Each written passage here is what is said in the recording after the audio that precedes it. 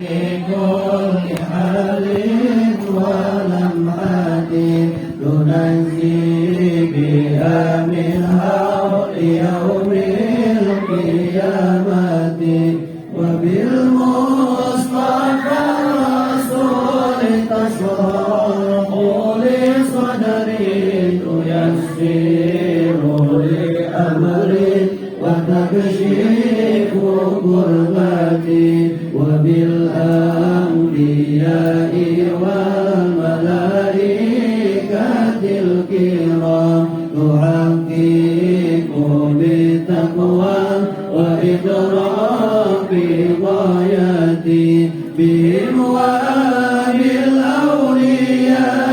تلحقني بهم وذريتي وشيعتي وعشيرتي وتشرف عني كل شر بحقهم وشرا لذي شر بإنس وجنة بفضلك بشرني بحسن الخواتم وبالرحمة ادخلني بدار الإقامة عليهم من المولى صلاة وتسليم ورضوان استجب إلهي مناجاتي. بسم الله الرحمن الرحيم. التعلم والتعليم والتذكرا والتذكيرا والنفع والانتفاع والاستفادة والحث التمسك بكتاب الله سنة رسوله صلى الله عليه وسلم والدعاة والهدى والدلالة على الخير رضا وجه الله ورضاه وقربه وثوابه. اللهم يا من مقاليد الأمور كلها بيده وإليه يرجع الأمر كله. يا فتاح يا عليم افتح لنا قريبا. يا فتاح يا عليم يا فتاح يا عليم يا فتاح يا عليم يا فتاح يا عليم.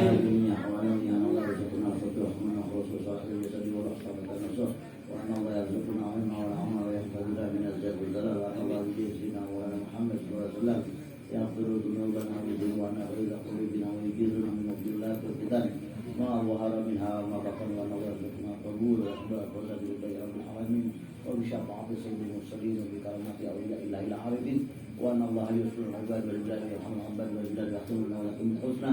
وإلى مؤلف هذا الكتاب ومعلمهم وأهل سلسلتهم وأهل بيتهم ومريدهم وتابعهم ومحبهم ومعتقدهم أجمعين وعلى ما نواه أسلافنا الصالحون وإلى حضرة الحبيب سيدنا ومولانا محمد صلى الله عليه وسلم. الفاتحة.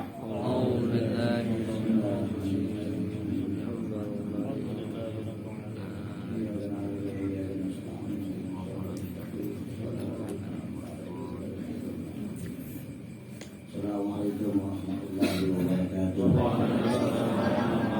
Bismillah, alhamdulillah, wassalatu wassalamu ala rasulillah Muhammad ibn Abdillah wa ala alihi wa ashabihi wa man tabi'ahu wa wala. La hawla wa la quwwata illa billah Muhammad. Rabbi shrah li sadri wa yassir li amri wa hlul 'uqdatam min lisani yafqahu qawli waj'al waziran min ahli baiti sayyidina wa habibina Muhammad sallallahu alaihi wa sallam. Al-Mukarramun, para kiai, para habaib, para asatidz dan asatidzah, para hujjah, para ibu dan khusus tuan rumah Bapak Al-Mukarram guru kita bersama Kiai Haji Najib. Amin. Mudah-mudahan beliau kata magumbel. Kita doakan beliau mudah-mudahan urusnya digampangkan. Semua beliau bersama sekeluarganya dikasih kesehatan dan kebahagiaan lahir dan batinnya dan apapun yang menjadi cita-cita beliau mudah-mudahan dikabulkan. Amin Allah. Juga kita alhamdulillah mudah-mudahan langkah kaki kita kemarin naik ngaji luruskan niat kita. Amin. Dicatat sebagai amal soleh. Amin Allah. Dan sekaligus dicatat sebagai bakti kita kepada kedua orang tua kita. Amin amin amin ya Allah. Makanya kalau setiap ngaji sambil kita amin dalam doa, hadirkan wajah emak kita, hadirkan wajah bapak kita. Agar apa? Agar beliau terutama yang sudah wafat betul-betul mendapat kutuban rahmat dan maghfirah dari Allah Subhanahu wa taala. Dan yang masih hidup mudah-mudahan dikasih sehat. Amin ya Allah. Bahagia hatinya. Enggak murid-murid mulu mak kita, bapak kita. Mudah-mudahan semuanya menjadi anak-anak yang soleh. Bapak-bapak, ibu-ibu, kemarin sudah kita bahas bahwa siapapun manusianya ketika kematian datang menjemput pasti ada kesedihan. Siapapun manusianya, jangankan kita, baginda Rasul Sallallahu Alaihi Wasallam ketika wafat ibunya dalam usia 6 tahun, apa kata ibunya? Kullu hayyin yamut wa kullu jadidin yakat. Apa kata beliau? Setiap yang hidup pasti mati, dan setiap perkara yang baru pasti rusak. Masih baru sih, masih keren, enak. Tapi apapun namanya, sesuatu yang diciptakan oleh manusia atau yang ada di alam dunia ini selain daripada Allah Subhanahu wa taala pasti rusak. Pasti rusak. Terak dulu gagah benar, sekarang peot. Dulu orang yang paling genit, umumnya saja paling hitam. Sekarang nenek-nenek kan demen. Kalau perlu jadi ya. Dan kematian adalah gerbang menuju akhirat. Jangan ngarep kita menjadi orang yang soleh pengen menghadap Allah atau pengen mendapatkan ridho dan rahmatnya Allah kalau nggak pengen mati. Jangan ngarep. Yang namanya kita hidup pasti mengalami kematian. Mati. Sehebat apapun kita ibadah, sehebat apapun kita ngaji, sebagus apapun hati kita, puncak daripada kebajikan, puncak daripada ibadah adalah bertemu dengan Allah Subhanahu wa ta'ala dalam keadaan qalbin salim.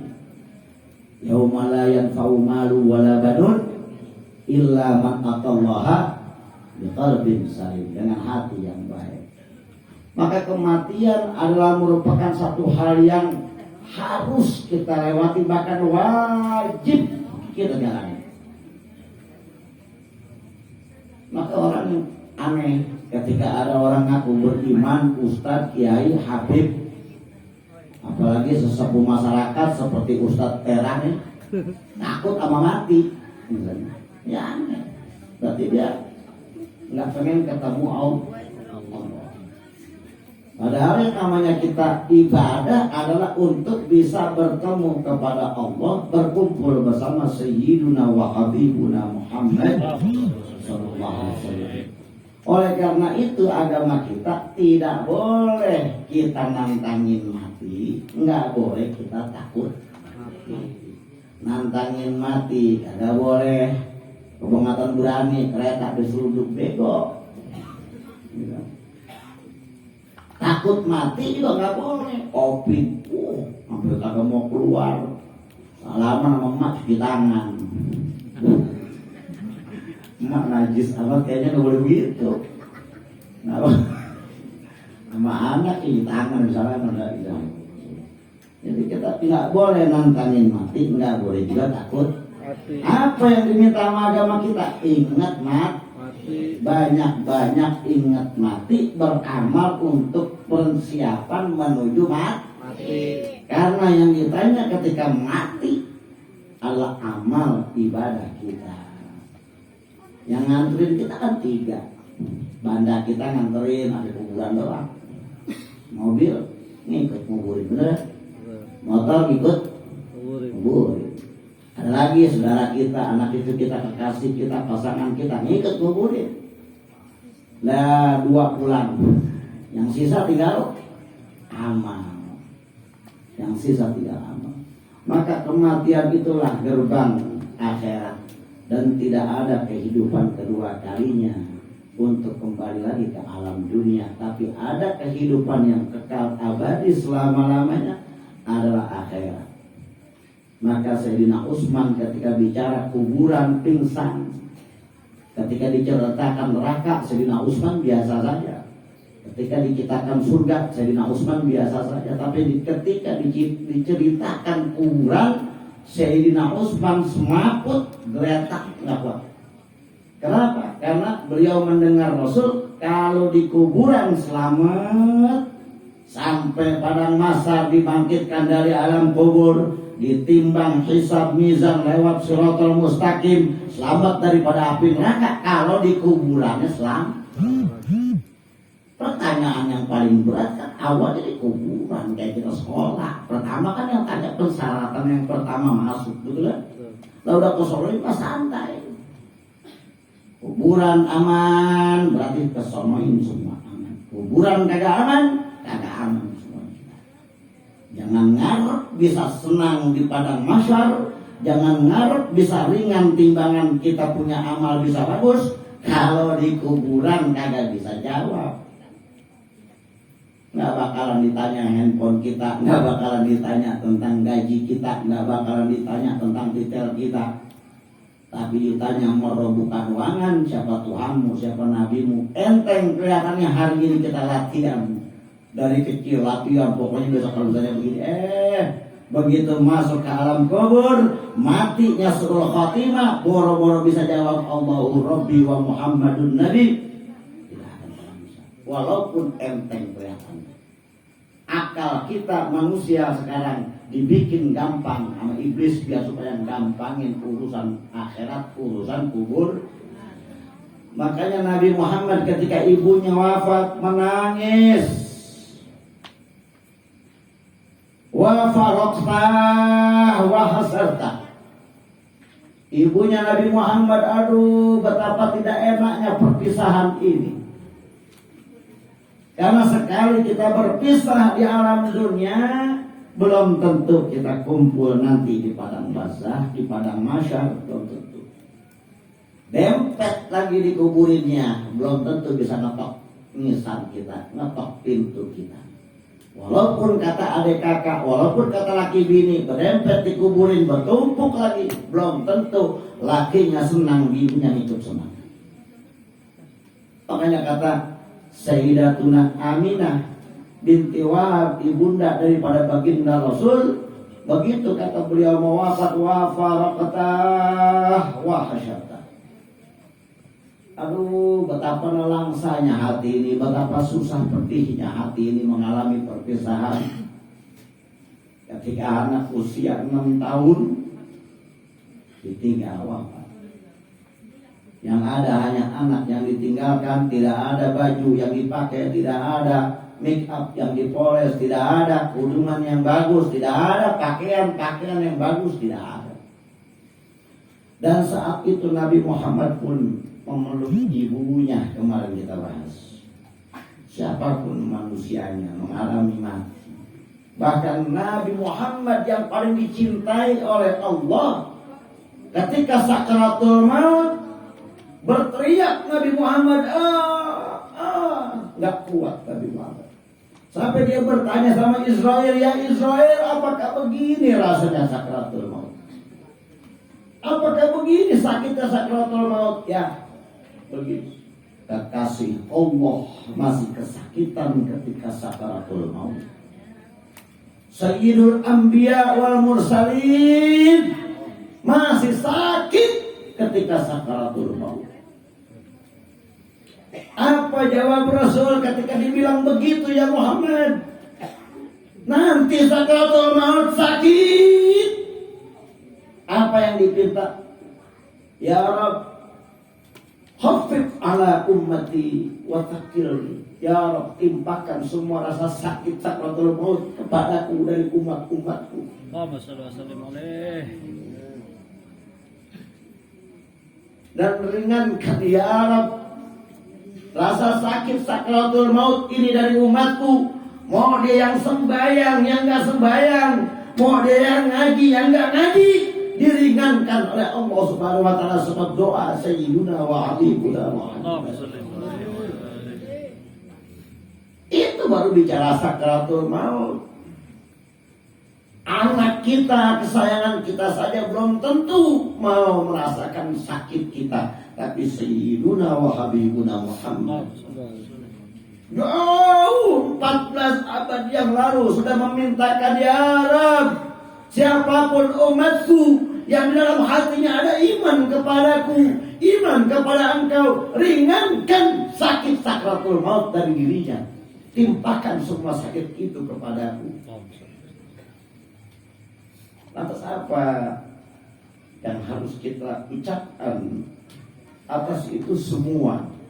Atas pengorbanan Sayyiduna wa Habibuna Muhammad kepada kita, atas kasih sayang Sayyiduna wa Habibuna Muhammad kepada kita, atas kecintaan Sayyiduna wa Habibuna Muhammad kepada kita. La syai' wa la kalam, tidak ada ucapan yang patut kita ucapkan, tidak ada sesuatu yang bisa kita curahkan untuk Sayyiduna wa Habibuna Muhammad. Beliau usia 6 tahun saja sudah menyaksikan ibunya wafat. Kita setua bangka ini, bapak kita sakratul maut, takut. Ibu kita lagi sakit menegang nyawa, menyentuh saja takut. Sayyiduna wa Habibuna Muhammad usia 6 tahun memeluk ibunya tatkala ibunya meregang nyawa. Kembali kepada diri kita masing-masing. Ya Rabb, begitu pedihnya rasa sakit, dan pedih pula perpisahan kepada orang-orang yang kita cintai ketika ajal datang menjemput kita. Lalu bagaimana Sayyidina wa Habibuna Muhammad usai memakamkan ibunya, dibawa oleh budaknya Ummu Aiman dan diserahkan kepada Sayyidina Abdul Muttalib. Kemarin udah jelas kita ngomong. Qala al-mu'allif rahimahullahu ta'ala wa daman naf'a bihi wa bi'ulumihi wa bi'ulumi sa'iri sholihin fi darain amin wa radiyallahu anhu. Qala al-mu'allif rahimahullahu ta'ala fa'akhadhat Ummu Aiman an-nabiyya alaihi salam aja'at ila Abdul Muttalib fasalimathu alaihi salam ilaihi. Lalu sesudah memakamkan ibunya, Ummu Aiman bersegera membawa menuntun Sayyiduna wa Habibuna Muhammad.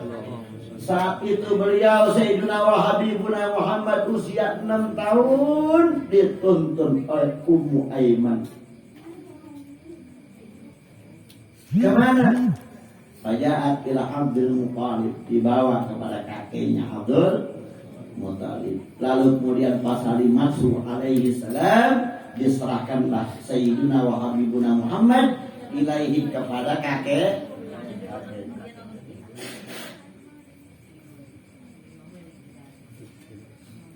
Buka hati kita kalau ngaji sejarah. Malu kita, ini saya lagi nerangin ngoceh ibu-ibu. Ingat betapa besar jasanya Sayyidina wa Habibuna Muhammad.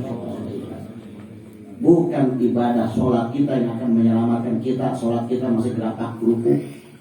Bukan ibadah sedekah kita masih pakai kalkulator, hitung-hitungan, karena perhitungan. Tapi syafaat Sayyidina wa Habibuna Muhammad. Siapa yang disebut nama Sayyidina wa Habibuna Muhammad tidak tergetar dia punya hati, diragukan imannya, bahkan nanti dikhawatirkan mati dalam keadaan su'ul khotimah. Serendah-rendahnya cinta kepada Sayyidina Muhammad, ketika disebutkan nama Sayyidina wa Habibuna Muhammad, mengalir air matanya, mendidih dia punya hati. Di dalam Burdah banyak dikatakan seperti itu. Tapi kita dikupas tentang duka dan kecintaan Sayyidina wa Habibuna Muhammad kepada umat, tidak ada getaran dalam hati kita. Tanyakan raba dada kita, di mana iman kita kepada Sayyidina wa Habibuna Muhammad. Jangan tiba-tiba bacot tiga empang aku cinta Nabi Muhammad, ngarepin syafaat Sayyidina wa Habibuna Muhammad, tapi tidak ada sama sekali getaran cinta rindu kepada Sayyidina Muhammad. Bahkan terima kasih pun kita tidak sanggup kepada Sayyidina wa Habibuna Muhammad. Nanti yang menyelamatkan kita, yang menyelamatkan umat Nabi, dimuliakannya umat Nabi Muhammad karena kita umatnya Nabi Muhammad. Bukan karena kepintaran kita, bukan karena ibadah kita, bukan karena ngocehnya kita, bukan karena jago baca Qur'annya kita, bukan karena pintarnya kita datang ke majlis-majlis, rajin ngaji ke majlis, tidak. Tapi syafaat Sayyidina wa Habibuna Muhammad yang akan menyelamatkan kita daripada api neraka. Bi'akramir rusli kunna khairul umami. Sebab mulianya Sayyidina wa Habib Muhammad, kita menjadi mulia karena kita menjadi umatnya Sayyidina Muhammad. Sekali lagi, ketika diceritakan Sayyidina Muhammad jangan disamakan dengan pengajian maulid-maulid di mana-mana. Dibacakan maulid, mereka pada asyik merokok, mereka asyik bicara, ngobrol. Tapi ketika mubalek yang tampil tukang bohong, tukang cipoa, ditungguin semuanya rame-rame. Padahal mubalek banyak dosanya juga, tapi kisah Nabi dibacakan, asyik dia bicara, asyik dia ngobrol. Mudah-mudahan dipelihara oleh Allah Subhanahu wa Ta'ala. Kalau memang masih kagak ngerti juga, mudah-mudahan mengor tuh mulut. Tapi dia agak gue bener banget kalau ada baca maulid pada ngoceh, pada terus dalam sekolah, dalam masjid juga boleh. Saya tukang rokok dari umur 10 tahun saya udah merokok. Tanya bapak saya masih ada, tanya masih dari umur 10 tahun SD sudah merokok. Tapi jika di masjid, di musola, kita jaga adab akhlak kita sama Allah, sama Rasul. Jangan merokok di dalam masjid, jangan merokok di dalam musola, jangan merokok lagi majlis, apalagi ngajinya tafsir. Jangan merokok juga di dalam kita baca maulid Nabi Muhammad lagi dibacakan, kita ada di lingkungan tidak boleh merokok. Karena sebab dialah akhirnya Rasulullah SAW marah. Dulu ada umat cucunya Nabi Muhammad ziarah ke makam Madinah, tapi ngantongin rokok satu. Nah, ketika Nabi Muhammad lagi wali, ada seorang wali dia tahu ada Nabi Muhammad mau keluar salaman kepada wali-wali yang lain. Secara kasyaf dia kepastian kuat di wali. Akhirnya Nabi Muhammad gak mau masuk ke kalangan yang satu itu. Ditanya, ya Rasul, kenapa engkau gak masuk ke situ? Padahal itu cucumu habaib semua, tidak ada rokok di dalam kantongnya. Nah, akhirnya ditegur, tolong kau tegur, ditegur sama wali. Ya fulan, gara-gara engkau Nabi Muhammad tidak mau kemari, buang rokokmu. Padahal itu di Masjid Nabawi, ngantongin doang, kagak ngisap. Makanya kita kalau lagi maulid jangan sok-sokan mubarek, timbang bayaran mahal doang, ceramahnya itu mulu udah dengerin. Besok dia bohong lagi, besok dia pantun lagi. Gua kan bekas berceramah pensiunan. Beneran.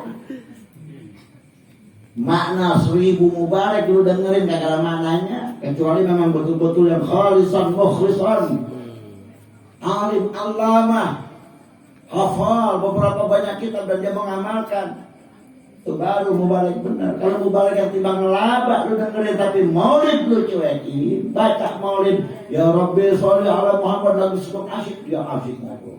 Ada yang asyik nikah, ada yang asyik lagi murnain makanan snack. Ada yang lagi nyobain lempar, ada la ilaha illallah. Dalil adat tidak ada. Tidak ada. Makanya kita melihat ini semua.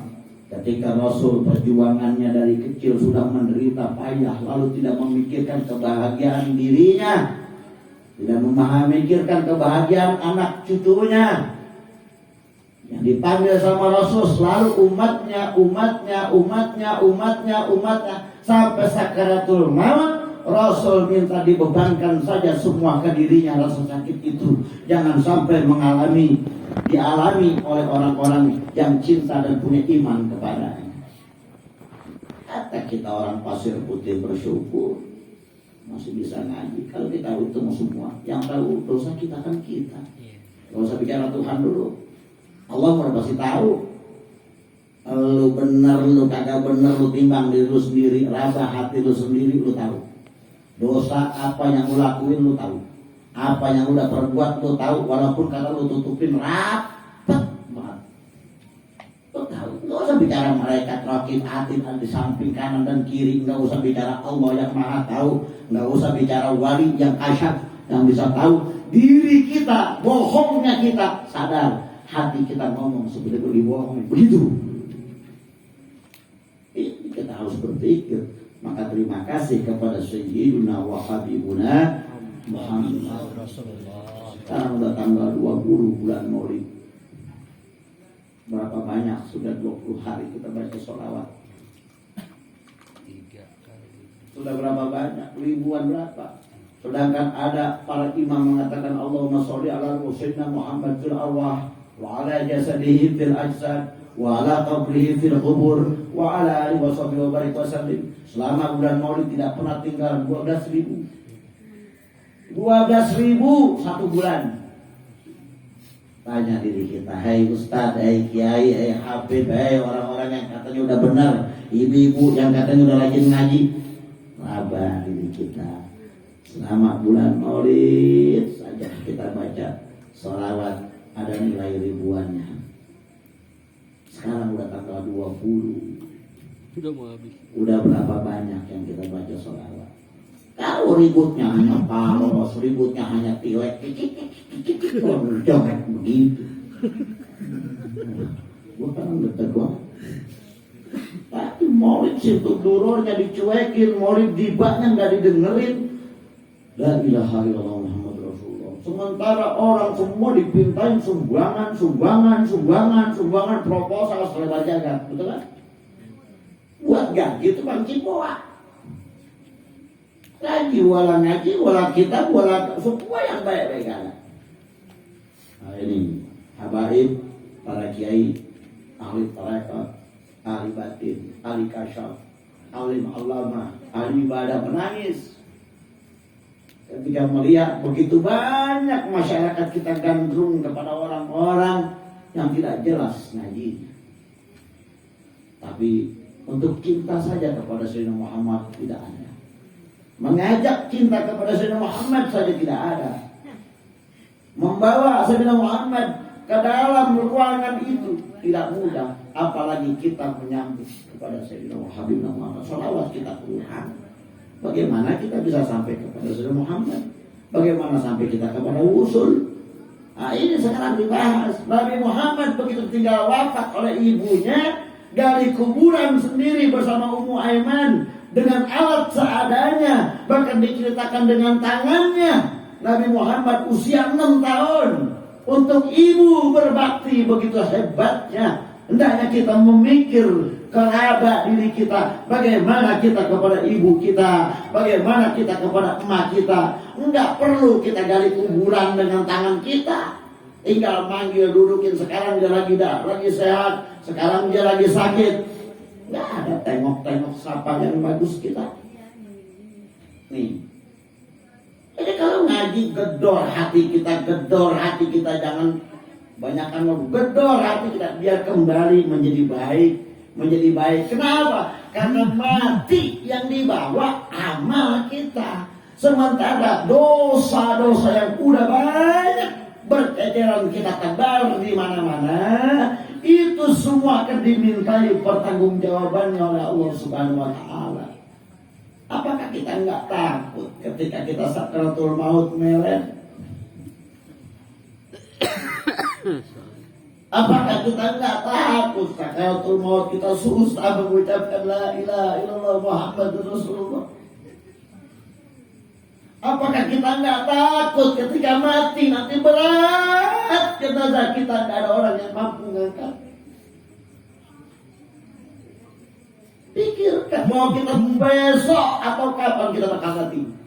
Mati enggak nunggu sakit, mati enggak nunggu tua, mati enggak kudu-kudu orang lagi joprak geletak nggak ngapa-ngapain, tetap lagi ngaji karena mati. Banyak lagi sembahyang mati. Apa kita enggak takut? Apa enggak cukup? Apa kurang banyak dosa yang udah kita bangun di mana-mana dari dulu, dari kita kecil? Apa enggak cukup? Kelak azab Allah akan berat buat kita ketika umur 30 tahun dosa kita sudah begitu menggunung. Apalagi sudah yang di atas 40 tahun. Ya Allah. Maka mari rabah hati kita ketika ngaji. Gedor hati kita, gedor. Gedor, ya Rabb, ampuni dosa kami. Beri taufik pertolongan kepada kami untuk bisa menjadi lebih baik. Baik dalam ibadah, baik kepada manusia, baik kepada orang tua, baik kepada yang lain. Baik juga hubungan kami kepada Rasulullah. Karena hanya Rasulullah yang akan bisa mensafaati, dan itu sudah digariskan oleh Allah Subhanahu wa ta'ala. Gak bisa anak yang kita cintain, kita timang-timang dari masih kecil, belum tentu juga tuanya bahagiakan kita. Kadang-kadang tuanya durhaka kepada kita. Enggak juga sekarang laki atau pasangan bini kita yang kita bangga-banggain, kadang-kadang nanti begitu kita masuk dalam kubur belum ada setahun dia udah kawin lagi. Tapi bagaimana dengan kita? Kita kepada Allah, kita kepada Rasulullah, itu yang bakal menyelamatkan kita. Maka ta'alluq, kuatkan hubungan kita kepada Rasulullah. Kuatkan hubungan kita kepada Rasulullah. Kuatkan hubungan kita kepada Sayyiduna wa Habibuna Muhammad. Gak ada yang bisa menyelamatkan kita. Bukan sedekah kita. Sedekah kita banyak kita ingat-ingat. Banyak riya, banyak sombong. Sholat kita banyak sombong, banyak belagunya, banyak laganya, dan banyak hukum yang belum kita ngerti. Ngaji kita walaupun kata qori lagi sekalipun, tetap niat hatinya beda. Itu yang menghambat keredoan Allah Subhanahu. Tapi ada satu amal yang nggak bisa dihapus, digubris oleh apapun, oleh riya atau apapun, yaitu cinta kepada Sayyiduna wa Habibuna Muhammad. Lalu tanyakan cinta kita kemana kepada Sayyidina Muhammad. Sekuat apa cinta kita kepada Sayyidina Muhammad? Di mana Nabi Muhammad dalam diri kita? Tanyakan, yang tahu adalah kita. Gak usah bicara Tuhan, Allah mau lepas tahu. Gak usah bicara malaikat, raqib atid, dia mau lepas tahu. Kita tahu, kita. Di mana hati kita lagi ngaji begini? Adakah orang tua di hati kita? Adakah Nabi Muhammad di hati kita? Kalau kita ngaji kelihatan fisiknya duduk, tapi pikiran kita, hati kita di mana-mana. Nauzubillah min dzalik. Coba tolong lepas dulu yang lain. Kita sama Allah, sama Rasul, sama orang tua kita saja. Saat ngaji, insya Allah selamat. Bisa jadi dosa kita banyak, sebab kita mampu menghadirkan sedetik saja Rasulullah dalam hati kita. Raba, kosongkan semua. Hadirkan Allah, hadirkan Rasulullah, hadirkan orang tua. Mudah-mudahan saat itu dicatat sebagai amal soleh Allah Subhanahu wa ta'ala. Saat itu pula dihapus semua dosa kita. Maka enggak ada. Jangan main-main ngaji, jangan disamain dengan ustadz-ustadz lain. Saya bukan ustadz. Saya bukan orang yang ngaji, kita sama-sama pengen benar. Kalau ngaji dengan yang lain mau boleh, berisik mau apa tak boleh. Kalau dengan kita tentang Rasul tidak boleh. Di guru-guru saya tidak boleh. Harus menggugah hati kita. Pulang ada yang dibawa, ingat mati, ingat orang tua, ingat bagaimana dosa, ingat bagaimana besok kuburan. Jangan merasa umur panjang terus. Ini Rasulullah masih kecil menderita, kelihatan secara manusianya. Ditinggal baba, ditinggal emak umur 6 tahun. Dari kuburan sendiri hanya dengan budak perjalanan menuju Mekah dari Abwa jauh jalan. Usia 6 tahun. Usia 6 tahun Nabi Muhammad memangku ibunya kalau wafat meregang nyawa. Buat yang punya ibu bersyukur. Kalau sekarang yang ibunya lagi sakit, mumpung ada kesempatan berbaktilah. Kali-kali pijitin emak. Ini Nabi Muhammad. Lalu bagaimana? Pakana Rasulullah sallallahu alaihi wasallam indahu hatta balagha samanina sama. Di sini hatta balagha samana sinin. Sampai Rasulullah sallallahu alaihi wasallam berusia 8 tahun. Berarti berapa tahun? Kalau 6 tahun 8 berarti 2 tahun. Dibawalah kepada Sayyidina Abdul Muttalib oleh Ummu Aiman selama 2 dirawat oleh kakeknya yaitu Sayyidina Abdul Muttalib. Ya Allah, Sayyidina Abdul Muttalib saat itu usia berapa kakeknya? Wa balagha Ummu Abdul Muttalib mi'atan wa ashran. Ya Allah, usia beliau kakeknya 110 tahun. Udah tua renta kakek ngasuh cucu. Alhamdulillah di Pasir Putih juga banyak yang begitu. Apa-apa ngasih emak, apa-apa ngasih emak. Gitu kan, anak punya banyak kasih emak, diterga, di kemana di kondangan emak, ditipin sama emak, ditipin sama emak. Lamanya jadi budak mulu. Banyak begitu. Wa balagha Ummu Abdul Muttalib mi'atan wa ashran. Saat Nabi Muhammad usia 8 tahun, Sayyidina Abdul Muttalib usianya 110 tahun. Lalu kemudian faqaruba ajaluh fajama auladah. Dan saat itu ketika umur 110 tahun, Sayyidina Abdul Muttalib sudah merasa kematiannya sudah dekat. Sayyidina Abdul Muttalib usia 110 tahun melihat Nabi usia sudah 8 tahun, dari 6 tahun dia empleng-empleng dia rawat, udah merasa ajalnya nyaris sampai mati. Dikit lagi menyebut dia. Apa yang dilakukan sang kakek? Pajama auladahu, mengumpulkan anak-anaknya, yaitu pamannya Rasulullah sallallahu alaihi wasallam. Yang tinggal berapa? Tinggal 4. Kan yang 12, yang 8 nggak tahu Nabi juga nggak tahu dia. Terus yang 4 Nabi tahu dan dia juga tak tahu. Yang beriman 2, yang tidak beriman 2. Kan begitu? Kemarin sudah disampaikan.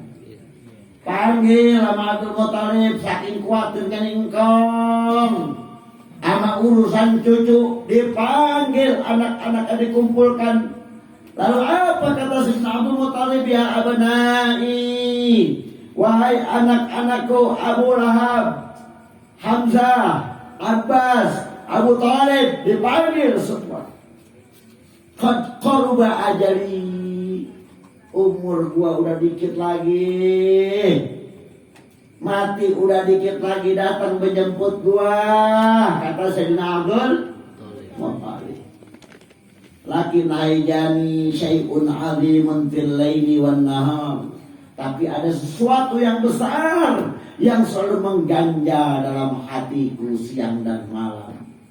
Ada sesuatu melangnya engkau melang, hatinya melang, udah mau mati. Manggil anak, lu pada kemari. Dikit lagi gua mati. Kata Sayyidina Abdul Dikit lagi gua mati, dikit lagi malaikat pencabut nyawa datang menyampiri gua. Rasa bekasin udah terasa sama gua. Sayyidina Abdul Muthalib. Dikit lagi gua mati, tapi ada yang ganjel dalam hati gua. Siang malam gua pikirin, siang malam gak kenal waktu dipikirin. Wa qalu mana? Mendengar itu pamannya Nabi, anak-anaknya Sayyidina Abdul Muthalib nanya, "Mana? Apa itu, Pak? Apa yang Bapak pikirin? Apa yang Bapak malangin?"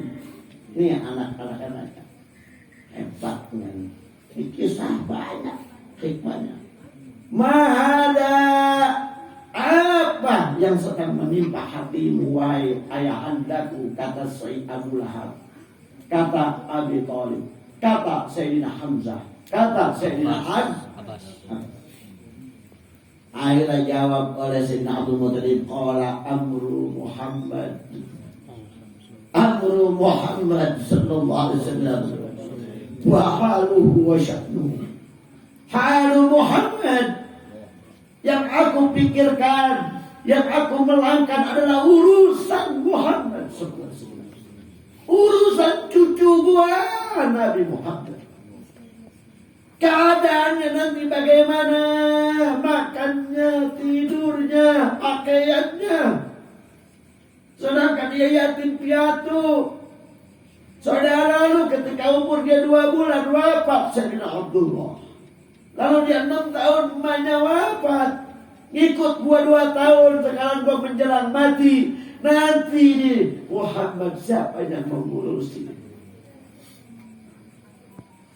Dipanggil sama engkong-engkongnya. Nih engkong yang hebat, merhatiin cucu sampai segitunya, mikirin Nabi sampai segitunya. Ya Allah, sanggupkah kita kelak menjadi kakek yang peduli kepada anak cucu kita? Terada hati kita, ya Allah. Sanggupkah kita peduli kepada keluarga kita? Sanggupkah kita peduli kepada ponakan-ponakan kita? Lihat Sayyidina Abdul Muthalib yang katanya tinggal di zaman jahiliyah, masih bingung, melang mau mati. Padahal umurnya udah 110 tahun. Ya Allah, 110 tahun segitu mikirin keluarga. Sampai cucu yang umur 8 tahun gak luput dari ingatannya. Sampai dia panggil semua paman-pamannya. Dia panggil Faqala ya abnai qad qaruba ajali lakin ajani syai'un agimun fil laili wan nahar. Qalu ma hadha? Qala amru Muhammad sallallahu alaihi wasallam wa haluhu wa sya'nuhu. Yang gua pikirin, yang gua melangin, tuh urusan Muhammad, ponakan lu. Tuh keadaannya nanti bagaimana? Nanti kondisinya bagaimana? Siapa yang kasih jabatan? Siapa yang ngurusin dia? Siapa yang jaga dia? Siapa yang melindungi dia? Ini kakek. Raba diri kita. Mudah-mudahan Allah kasih kekuatan kita nanti kita menjadi kakek. Kita perhatian kepada cucu kita. Kita sayang kepada cucu kita. Banyak orang ketika masih muda saja sudah tidak peduli dengan keluarganya, sudah nafsi-nafsi dengan adik kakaknya, sudah nafsi-nafsi dengan tetangganya, padahal bukan orang lain. Sayyidina Abdul Muthalib 110 tahun masih mikirkan cucunya. Lalu bagaimana? Ya abnai ayyukum yu'adhibu haqqahu ala muradi. Siapakah di antara kalian yang hendak menjaga penuh hak-haknya Nabi Muhammad SAW? Ditanya, siapakah segagah-gagahnya lu? Hai Abu Lahab, anak gua. Hai Hamzah, anak gua, kata Sayyidina Abdul Muthalib. Hai Abbas, anak gua. Hai Abu Thalib, anak gua. Ayyukum yu'adhibu haqqahu Sallallahu alaihi wasallam. Siapa di antara lu yang berani memuliakan, melaksanakan, menanggung, menjaga haknya Muhammad sallallahu alaihi wasallam? Ponakabu. Apa ala muradi, sesuai dengan mauan. Siapa yang sanggup? Siapa yang sanggup merawat Nabi Muhammad, menjaga haknya Nabi Muhammad sesuai kemauan Allah? Ditantang oleh bapaknya. Nih seorang bapak nggak main langsung main kejerotin bed rawatin. Bukan mau tahu nggak begitu. Ditanya sama bapak, siapa yang sanggup ngurusin wasiat gua, nerima wasiat gua? Siapa yang sanggup jaga Muhammad sesuai dengan apa aturan gua? Kata bapaknya. Sayyidina Abdul Muthalib orang mulia, orang terpelajar, pimpinan Sayyidul Arab Quraisy pada saat itu. Mulia kakeknya Nabi. Mana buktinya? Ini dipanggil anaknya satu-satu. Ditanya, nggak main tunjuk, nggak main tuding. Ayyukum yu'azzimu haqqahu ala muradi. Siapa kalian yang mau mengagungkan haknya Muhammad, mengurus haknya Muhammad sesuai dengan apa yang gua mau, yang gua konsep? Kata tegas nih bapak, tapi nggak main tunjuk. Nih kalau jadi orang tua tegas, tapi tidak main bebanin aja. Semua ditanya. Begitu ditanya lagi, ayyukum yaqimu hikmata Muhammad sallallahu alaihi wasallam hatta uqawwiduhu ilaih. Siapa di antara kalian yang mau mengurus Muhammad sallallahu alaihi wasallam hingga pantas aku serahkan kepadanya? Ini anaknya tokoh semua nih. Abu Lahab, tokoh berpengaruh, kaya raya, hebat, ditakuti oleh orang-orang Arab Quraisy pada saat itu. Begitupun Hamzah, begitupun Sayyidina Abbas, begitupun Abu Thalib. Bapaknya Sayyidina Abdul Muthalib lebih garang lagi, lebih ditakuti lagi. Masih bertanya kepada anak. Ini pendidikan buat kita. Berarti besok walaupun kita udah jadi kakek, walaupun kita udah jadi bapak, walaupun pamor kita jauh, walaupun hebat dikenal orang, punya anak udah pada pinter, tetap tanya itu anak, tetap tanya. Walaupun kata dia udah doktor, walaupun kata dia udah profesor, walaupun kata dia udah kiai, tetap tanya. Nih hebat. Tetap cucu yang manapun kita perhatikan tanpa pandang bulu. Urusan Nabi Muhammad diperhatikan oleh Sayyidina Abdul Muthalib karena yatim piatu.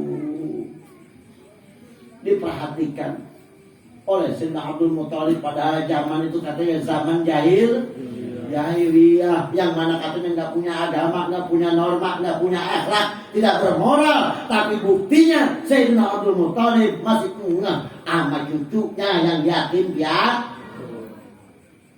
Nah kita yang ngaku-ngaku udah zaman modern, ngaji udah kemana-mana, kenal kiai, kenal habib, kenal ulama, kenal pengajian, hebat ngaji, mondok pesantren, tidak peduli kepada ponakan, kepada saudara yang yatim. Alhamdulillah. Ini buktinya. Banyak di antara kita punya saudara, punya keluarga, abang kita mati, anaknya nggak pernah kita sadar, anaknya nggak pernah kita lihat.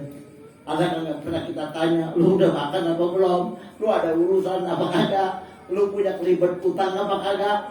Nggak pernah peduli. Ponakan yatim piatu beranak sampai minjem sama orang lain, beranian sama orang lain, terbuka sama orang lain, ketimbang sama pamannya sendiri, ketimbang sama engkongnya sendiri. Kenapa? Karena kita jadi engkong, kita jadi paman, nggak pernah mau tahu.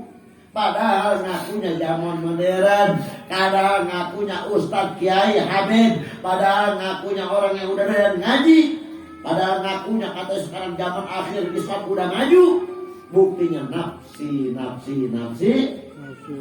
Tapi zaman jahiliyah, Nabi masih kecil, pamannya semua berebut. Pengen ngurusin, jelas pengen ngurusin. Akhirnya apa kata pamannya? Begitu tahu kakeknya ngomong kayak gitu, apa? Faqama Abu Lahab. Abu Lahab paling dulu diri karena paling kaya di antara pamannya. Abu Lahab diri. Abu Lahab itu paman Nabi, dulu dari masih kecil paling sayang sama Nabi. Paling dulu gembiranya ketika Nabi lahir. Paling dulu girang Nabi lahir, itu Abu Lahab paling girang. Walaupun dikatakan oleh Quran tabbat yada abi lahabi wa tab, tetap pada hari Senin azabnya diringankan oleh Allah, bahkan keluar air susu bahkan madu dari jempolnya. Kenapa? Karena pernah gembira dengan kelahiran Nabi Muhammad sallallahu alaihi wasallam yang sudah diponis terkutuk saja karena cinta menghormati kelahiran Nabi Muhammad masih diringankan tiap hari Senin. Bagaimana kita yang ngaku umatnya? Raba, udah pernah nggak senang kita hadir maulid? Udah pernah nggak kita benar-benar ngurusin maulid? Pernah jadi panitia nyumbangnya pernah apa belum? Tanya lagi, pernah nyumbang? Udah banyak apa belum? Bangkit-bangkit apa kagak? Pernah lagi? Enggak, alhamdulillah. Tapi tanyakan berapa banyak sholawatnya setiap hari.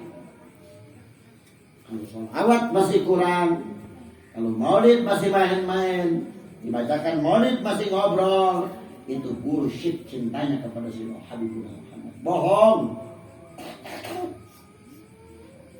Ini jelas.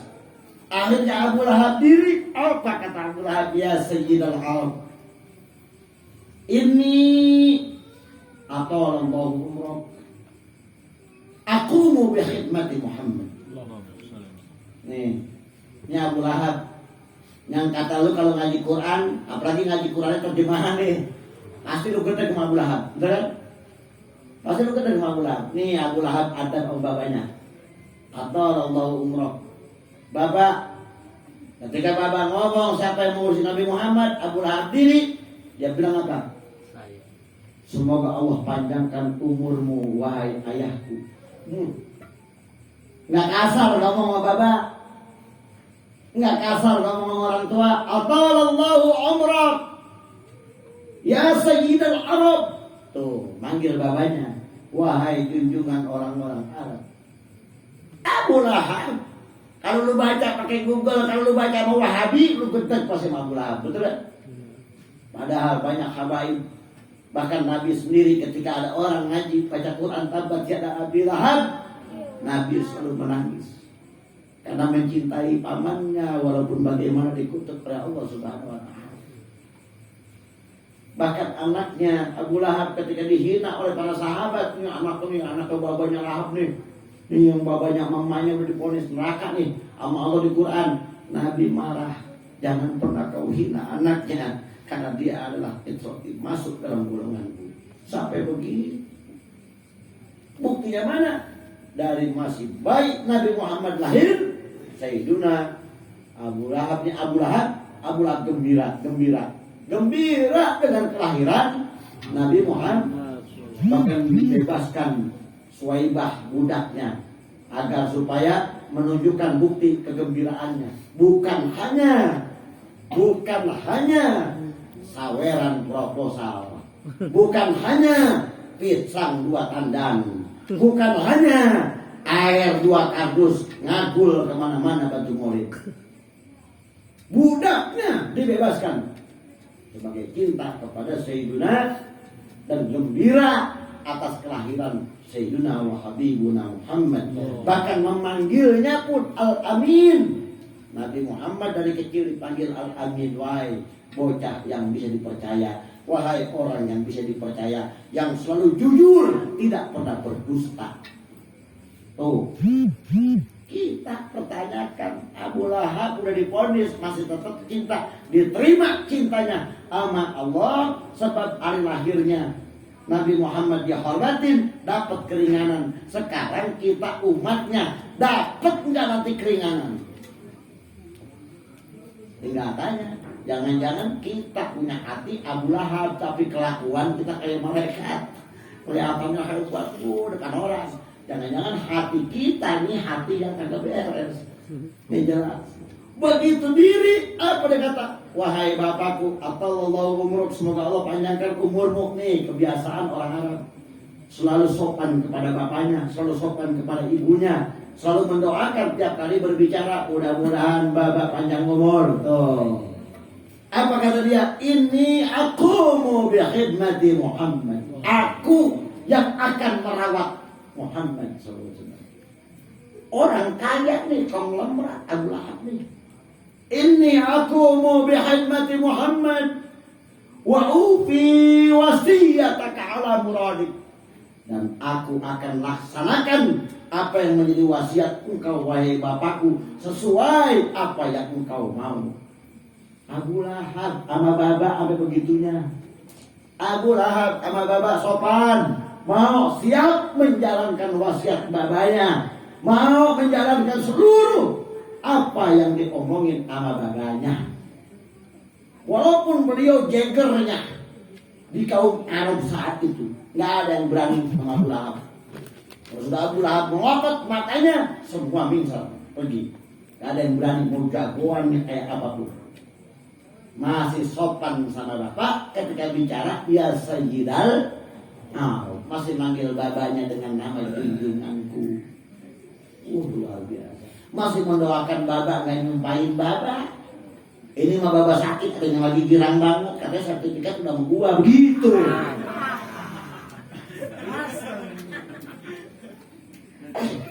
Jadi kalau Abu Lahab masih doain baba panjang. Lah ini anak Ustaz diam-diam lagi ngarepin babanya cepat mati. Ini contoh, jangan marah sama gue, dikitan aja. Atallahu. Semoga Allah panjangkan umur. Ini pelajaran. Kadang-kadang orang yang dicap jelek masih ada kebaikan. Kadang-kadang orang yang selalu merasa baik malah justru jelek. Orang yang di tengah masyarakat dikucilkan, seakan-akan dia bocah preman, bocah daglok, bocah kagak bener. Sedaglok-dagloknya dia masih ada imannya, masih ada doa dari bapak engkongnya, dari buyut-buyutnya doain dia. Pasti ada yang nyangkut, pasti ada yang nyangkut. Pasti kelak dia dikasih hidayah oleh Allah Subhanahu wa Ta'ala, masuk ke dalam masjid. Baru 2 tahun, 3 tahun, 4 tahun, 10 tahun dia ibadah, dia terima ibadahnya, diangkat jadi wali, mati. Lu mau ngomong apa? Kalau Allah sudah tentukan. Tapi lu yang dari kecil kelihatannya jadi anak masjid, kelihatannya udah jadi anak musola, kelihatannya udah anak udah kembaran beduk bahkan. Kembaran beduk kan tidur di masjid. Tidur di masjid. Sama kentongan dekat. Kadang-kadang begitu tua ngampleh, ya. Kenapa? Karena dengki terus sama orang, dengki terus sama saudara, sopan santun kagak ada, nganggap orang jelek terus. Padahal dia juga belum tentu ibadahnya benar, ilmunya kagak, merasa hanya rajin ke masjid, betah di masjid, nganggap orang lain yang di luar masjid salah. Akhirnya begitu mati, hancur-hancuran. Kadang belum sampai mati udah kejadian, dibuka aibnya oleh Allah. Banyak tuh pasir putih juga ada yang begitu. Banyak kok gak perlu sebut. Air. Tidur di masjid malam. Di masjid bohong, di masjid asal, di masjid terus. Tapi kelakuan maksiat di dalam masjid. Dajjal itu manusia ada. Akhirnya di BMD, kan begitu ya? Sono-sono. Abdul Muttalib, apa jawab babanya ketika Abu Lahab mengatakan baba, semoga Allah panjangin umur baba. Kalau emang baba pengennya kayak begitu, saya siap menjalankan tugas dari baba, ngurusin Muhammad, anaknya Sayyidina Abdullah, ngurusin Muhammad sesuai dengan kemauan baba. Kalau baba yang perintahkan itu wasiat baba, bakal saya jalankan semua. Ini kata Abu Lahab. Apa jawab Sayyidina Abdul Muttalib dengan Abu Lahab ngomong kayak gitu? Kata Abu Talib, kata Abdul Muttalib, bal kasura maluk wajahu. Iya Lahab, bahasa kita, Bener emang. Banda lu udah banyak, kaya lu tahu.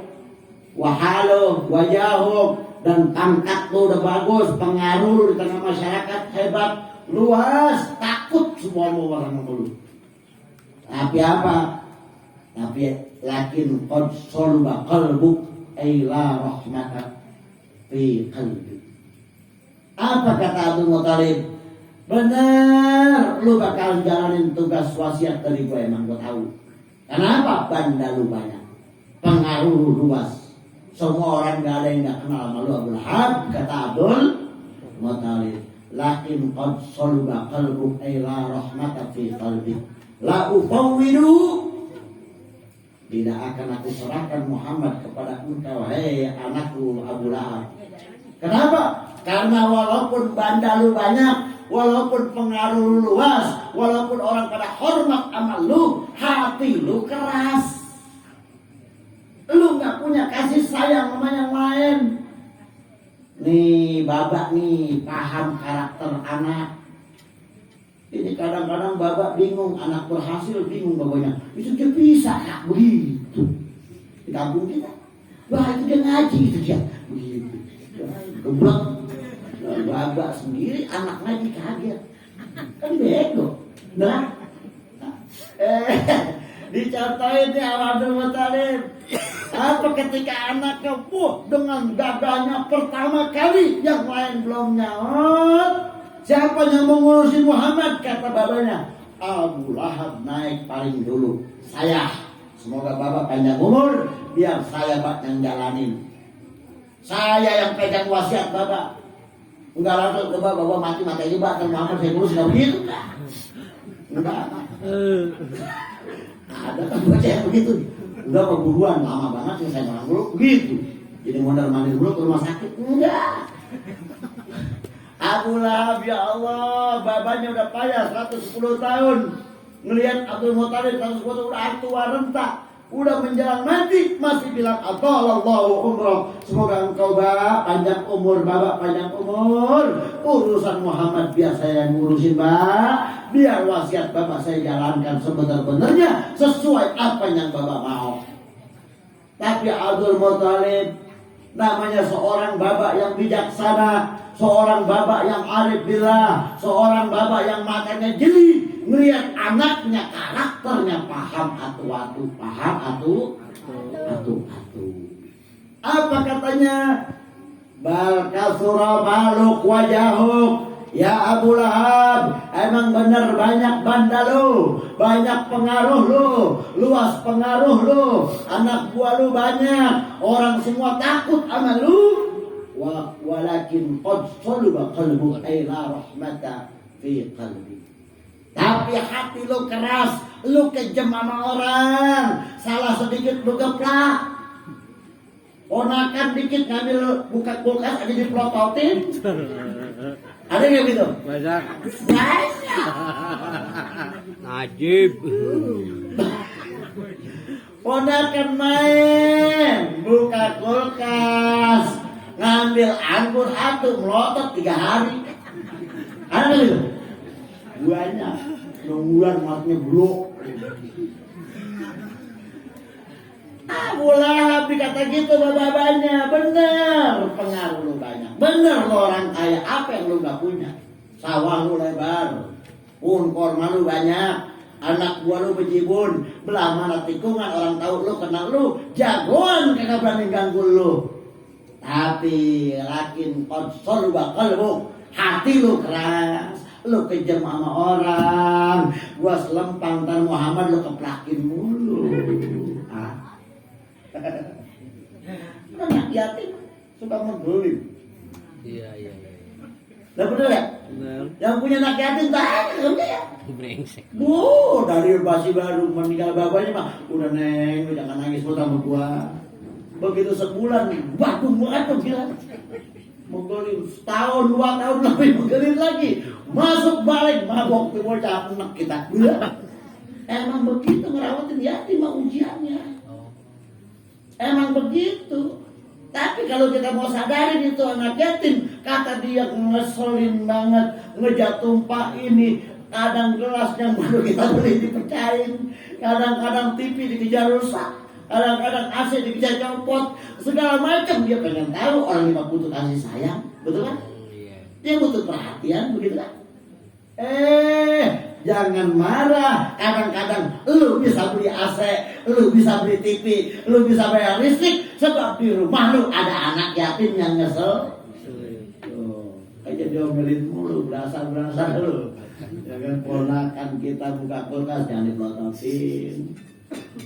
Walaupun kata dia jarang ke rumah, sekali ke rumah bawa sedong-dongan, apa kalau dibawa pisang dia bawa ini jadi ponakan.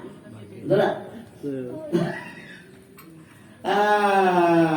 Abu Lahab bilang hati lo keras Lahab, gak bakal berselain Muhammad dan lo, kata babanya. Nih babak nih cakep nih, tahu hati anak, tahu sikap anak, nggak mentang-mentang dia kaya raya, pengaruhnya luas, menjadi orang terhormat di tengah masyarakat, salah bener diakuin baik, dia doang anak gue yang nyenengin gua, Thailand. Nah betul? Orang tua kita kadang-kadang di tengah-tengah kita ada yang begitu ya, yang kaya mah diopenin, betul kan? Yang bagus mah nyuruh, yang susah mah boro-boro, sayur asam juga bekas doang. Nah bener, ninjo aja tinggal kulitnya. Kenapa? Karena dia anak susah. Ya aku datang kalau bagi gua, mana kalau baca. Emang banyak yang begitu. Ini bukti. Hebatnya anak yang dikutuk sama Allah saja masih punya akhlak kepada Bab. Begitupun Baba, walaupun kata dia sibuk kayak apa Abdul Muthalib, setua apapun tetap tahu wataan. Nih, Abu Lahab modelnya begini, nggak bakal Muhammad gue selain nama lu. Begitu ditolak mundur Abu Lahab, thumma qama Hamzah. Sayyidina Hamzah maju ke depan. Sayyidina Hamzah maju. Apa kata Sayyidina Hamzah? Lebih halus lagi, ya Sayyidal Arab. Wahai junjungan orang-orang Arab, fawidli, tuh lebih halus lagi. Kalau tadi dia ini akumu, ya buah yang bakal nerusin. Tenang aja bapak panjang umur gitu. Kalau ini enggak, punya sopan santun karena beriman kepada Sayyidina wa Habibuna Muhammad, Sayyidina Hamzah. Beliau mengatakan ya Sayyidina Arab, fawidli hadhihi al-khidmah ay khidmati Muhammad sallallahu alaihi wasallam. Ayahandaku junjungannya orang Arab, pasrahkan Muhammad, urusan Muhammad kepadaku, biar aku yang menjaganya. Segitu doang, nggak banyak-banyak. Pasrahkan urusan Muhammad kepadaku, nggak ngagul. Bapak tenang aja, pokoknya bapak nanti wasiat saya nggak begitu kan? Kalau tadi kan Abu Lahab gue nyohor baik, saya jalanin wasiat bapak, mau berata kayak apa juga sesuai dah pokoknya sama bapak, begitu kan? Kalau orang kita juga di sini begitu ada, cuman surat sertifikat diumpetin. Tapi kalau ini enggak ya. Santun, Sayyidina Hamzah ya Sayyidal Arab, fawidli, serahkan kepadaku, pasrahkanlah kepadaku hadir khidmah untuk berkhidmat meladeni mengurusi Nabi Muhammad sallallahu alaihi wasallam. Luar biasa. Akhirnya apa? Begitu dengar lembut bicaranya Sayyidina Hamzah kepada bapaknya lebih jeli lagi. Apa kata Sayyidina Abdul Muthalib? Anta fi muawanati wa mudhaharati ahsan. Ya Hamzah, emang benar gua lihat selama ini lu benar-benar nolongin Muhammad. Lu rawat Muhammad. Lu sayang Muhammad, gua tahu. Benar-benar nampak kasih sayang lu sebagai paman kepada Muhammad. Mudhaharati, dan jelas-jelas Muhammad mau kemana lu layani, Muhammad minta ini lu urusin, gua tahu. Kata bapaknya yaitu Sayyidina Abdul Muthalib. Tapi ditolak sama Sayyidina Abdul Muthalib. Lakin lam yakun laka waladun anta la ta'lam qadral walad. Nabi Hamzah, lu gak punya anak neng. Kata bapak, bener, cinta malu cinta, ngurusin lo rapi, mandiin lo tekun telaten, lo urusin bocah kemana-mana lu anterin, pengen makan bakso lu anterin, tapi lu nggak punya anak. Yang namanya lu nggak punya anak, lu nggak tahu bagaimana rasanya punya anak. Ntar pegelnya pasti ada, begitu kan? Nah, karena orang yang punya anak pasti tahu harga seorang anak. Orang yang belum punya anak belum tahu, ngerasain bagaimana bertahun-tahun ngurus anak, sungsang sumbel juga. Walaupun babanya kata jagat banget, babanya mah nggak pernah ngurusin anak, betul. Babanya mah ngebini lagi wawe juga tetap aja dia mau ngerokok banget tidak. Yang tahu adalah yang punya anak. Makanya adopsi itu sangat dikhawatirkan terjadi kerusakan di saat tuanya anak. Karena nggak tahu tingkat kadar derajat kedudukan anak bagi orang yang belum pernah punya anak. Tuh. Ditolak walaupun ngomongnya bagus, kata Sayyidina Hamzah. Mbak, serahin nama saya, Pak. Biarin saya urusin Muhammad. Segitu lah. Kata babanya benar, gue tahu lu emang sayang sama Muhammad. Lu cinta sama Muhammad, lu benar-benar ngurusin Muhammad dan tanpa basa-basi. Tapi sayang Hamzah, lu nggak punya anak. Lu nggak tahu kadar anak semana. Lu nggak tahu bagaimana kedudukan harga sebuah anak, harga seorang anak bagi bapaknya, bagi ibunya luar biasa, betul-betul. Walaupun anak kata kita jelek banget, tetap aja kita puji-puji, betul kan? Wah, hitam aja kita panggil raja. Betul kan? Timang-timang tahu bapaknya dia. Anak siapa ini? Anak siapa itu gitu. Nah, bapaknya dia kata anak kau bego, bapak. Nah, bapaknya bikin duit ya. Itu jelas dipuji-puji di alam-alam, ya Allah. Udah jelas itu ditolak. Begitu ditolak, apalagi yang maju Sayyidina Summa qoma Abbas. Sayyidina Abbas maju, bapak biarin saya yang ngerawatin Muhammad. Kata Sayyidina Abbas, ya Sayyidal Arab fawwid hadhil khidmah ilayya. Segitu doang ngomong kayak juga karena diberi. Sebab Sayyidal Arab, wahai junjungan orang Arab, kata Sayyidina Abbas, serahkan, pasrahkan kepada saya urusan Muhammad sallallahu alaihi wasallam. Biar saya urus dia. Kalau Hamzah makali bapak tolak karena dia nggak punya anak. Kalau Abu Lahab karena dia keras banget jadi orang, hatinya kejam.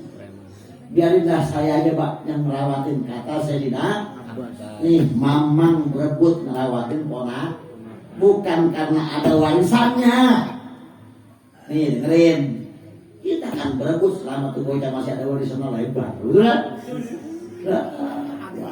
Warisannya lebar, duitnya banyak, peninggalan bapak emaknya banyak, baru berebut ngurusin, betul kan? Nabi Muhammad gak ditinggalin banda, emak gak tinggalin kalungan juga kagak, boro-boro kalungan pakaian seragam kayak kagak.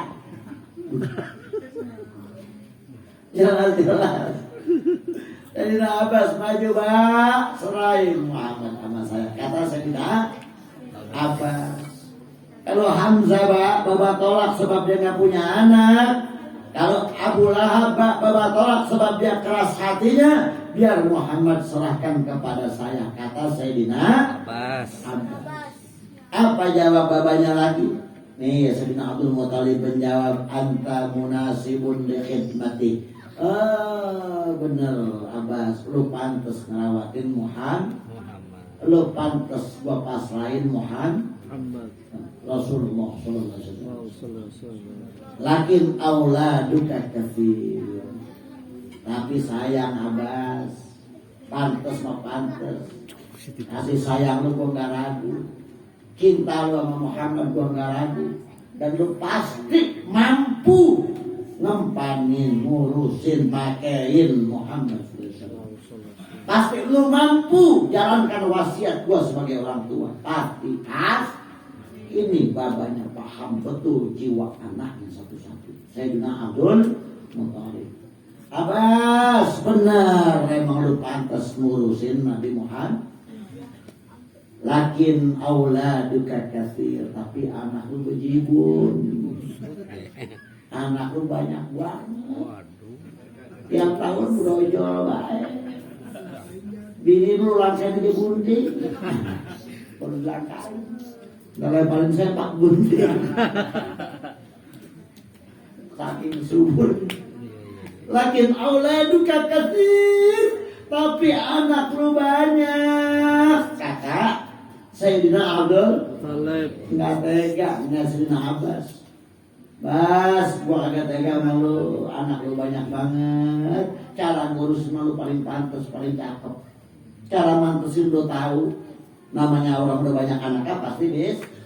Udah lihat aja mama lu banyaknya anak dia, gua kagak pakai ukuran, lu tahu nih anak ukuran sekian, gua tahu. Patunya tahu, nomor patu tahu, nomor baju tahu, betul kan? Tuh, mama kalau udah biasa ngurusin anak. Enggak pakai diukur, bocah nggak pakai dibawa, enggak. Kadang-kadang beli asal nyomot aja juga nggak pas, betul kan?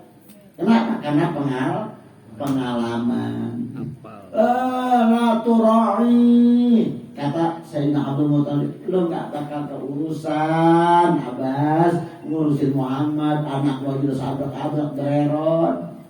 Kalau lu tambahin lagi beban Muhammad, ntar lu keberatan, ntar kagak keurusan sama lo. Yang satu ini, yang satu begini, yang satu begini. Anak lo udah baik.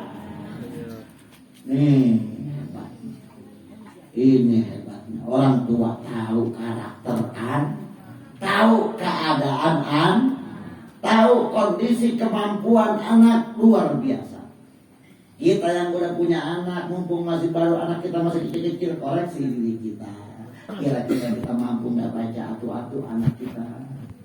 Oh, lu nggak enak satu biang lah, kalau gua biang nggak banyak. Yang beda emak biang ini lain, biang ini lain, biang apa? Beneran, lagi curhat. Yang satu biang aja wataknya beda, Bek. Bagaimana yang biangnya banyak? Makanya kalau bisa mah kawin aku baik kawin. Jangan banyak-banyak udah. Gua kalau bisa gue lewat nasib bini batu. Kalau gue bisa lihat nasib, bisa di gua ulang lagi, gue minta ya Allah, bini saya minta yang banyak anaknya. Sampai saya kawin-kawin lagi cukup sama dia mati. Begitu. Ya, tapi mau telat nasib begitu. Nasib didorong kan? Amin Syekh. Jadi itu jelas loh. Ya, wah begitu ditolak, Abu Lahab ditolak karena keras hati. Sayyidina Hamzah ditolak karena nggak pernah ngerasain punya anak. Begitupun Sayyidina Abbas ditolak karena bererot anak. Maju sekarang summa tolakahu Abu Thalib wa raghiba fihi.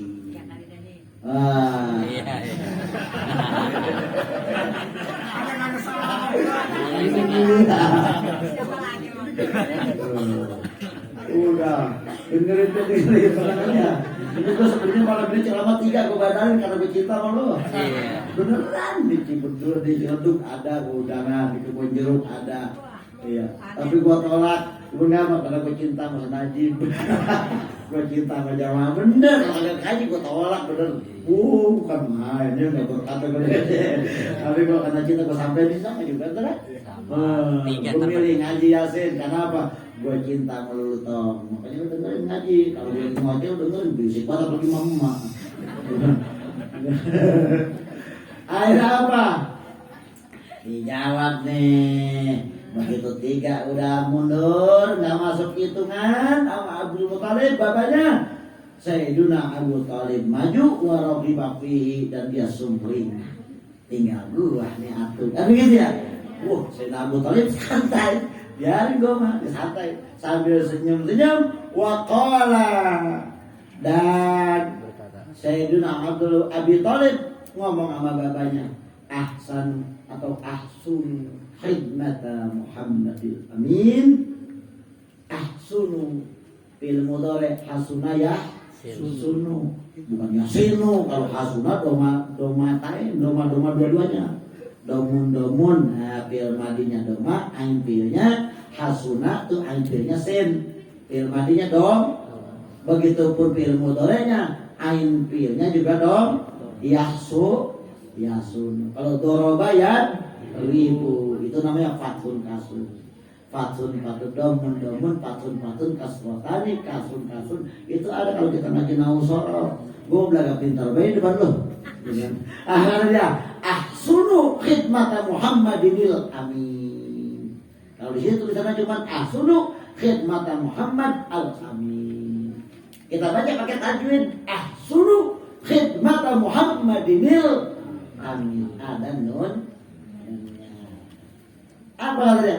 Bapak, saya sanggup ngurusin khidmat kepada Muhammad. Bakal saya jaga Muhammad sebaik-baiknya, bakal saya uruskan Muhammad sebaik-baiknya, karena Nabi Muhammad Al-Amin itu adalah orang yang bisa kata Abu Thalib. Begitu mendengar itu Sayyidina Abdul Muthalib langsung nyaut, antara ikut wa munasibun li hadhil khidmah. Oh benar Thalib, lu yang pantas. Lu yang pantas, lu yang layak untuk ngurusin Muhammad sallallahu alaihi wasallam. Lantas apa langsung diserahin begitu aja? Enggak, nih engkong yang pintar, engkong yang hebat, engkong yang luar biasa. Apa kata Abu Muthalib? Begitu Abu Thalib naik, Bapak saya yang ngerawatin Muhammad. Biar yang lain makanya Bapak nggak percaya, tinggal saya Pak yang belum ditanya. Sekarang saya nyaut, saya maju, saya yang bakal ngurusin Muhammad. Kata Abi. Dijawab sama Abdul Muthalib, benar lu yang paling pantas, benar lu yang paling layak. Tapi lu ingat, inni usyawiru Muhammadan sallallahu alaihi wasallam. Abu Thalib memang lu pantas, tapi tunggu dulu gua musyawarah sama Muhammad sallallahu alaihi.